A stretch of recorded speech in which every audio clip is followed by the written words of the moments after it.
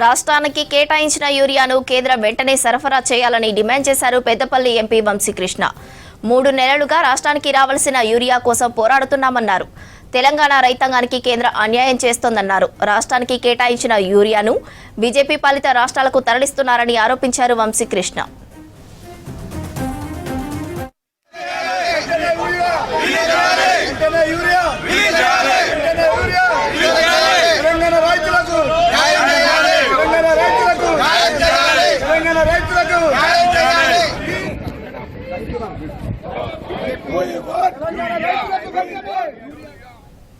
రెండో రోజు తెలంగాణకు కేటాయించిన యూరియాను తక్షణమే సప్లై చేయాలంటూ పార్లమెంటు ఆవరణలో రాష్ట్ర ఎంపీలు ఆందోళన చేశారు.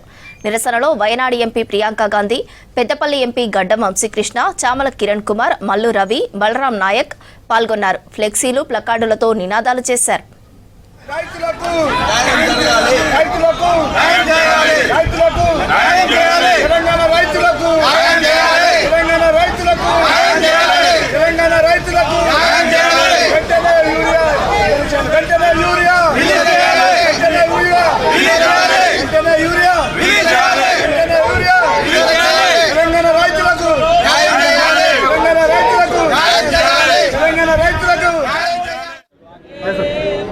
గత 3 నెలలకెళ్ళి మా ప్రయత్నం ఏదైతే ఉన్నదో యూరియా తీసుకురావాలని తెలంగాణ రైతులు పడుతున్న ఇబ్బంది ఇక్కడ కేంద్రంలో అందరు ఆఫీసర్లకు మంత్రులకు తెలియజేసి వాళ్ళ మీద ఒత్తిడి పెట్టి తెలంగాణ రైతాంగానికి న్యాయం చేసేటట్టు మేము ఏదైతే పోరాటం తీసుకున్నామో ఈరోజు ప్రియాంక గాంధీ గారు కూడా మాతోటి కలిసి ఈరోజు ధర్నాలో పాల్గొన్నారు.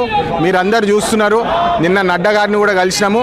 నడ్డా గారు ఏమంటారంటే మేము అలాట్మెంట్ మీరు ఎక్కువ అడుగుతున్నారు, మేము తెలంగాణకి ఎట్లా ఇవ్వాలని చెప్పి వారు మమ్మల్ని ఉల్టా ప్రశ్నిస్తున్నారు.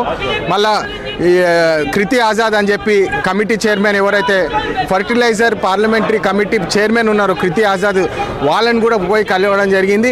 తెలంగాణ రైతాంగానికి అన్యాయం జరుగుతున్నది, మాకు ఏదైతే అలాట్మెంట్ ఇచ్చిండ్రో దాన్ని డైవర్ట్ చేసి బీజేపీ రాష్ట్రాలకు తీసుకుపోవడం ఎంత న్యాయము, తెలంగాణ ప్రజలకు తెలంగాణ రైతాంగానికి ఎందుకు అన్యాయం చేస్తున్నారని, కుట్రలు ఎందుకు చేస్తున్నారని చెప్పి నిన్న పార్లమెంట్లో కూడా వాయిస్ చేయడం జరిగింది.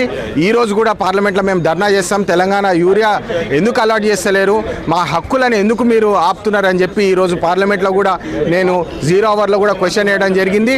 అదేవిధంగా పార్లమెంట్లో కూడా ధర్నా చేస్తాము. తెలంగాణకి మన హక్కుల ప్రకారం ఏదైతే యూరియా రావాలో అది వచ్చేదాకా మేము పోరాటం నడిపిస్తామని చెప్పి మళ్ళీ ఒకసారి అందరికీ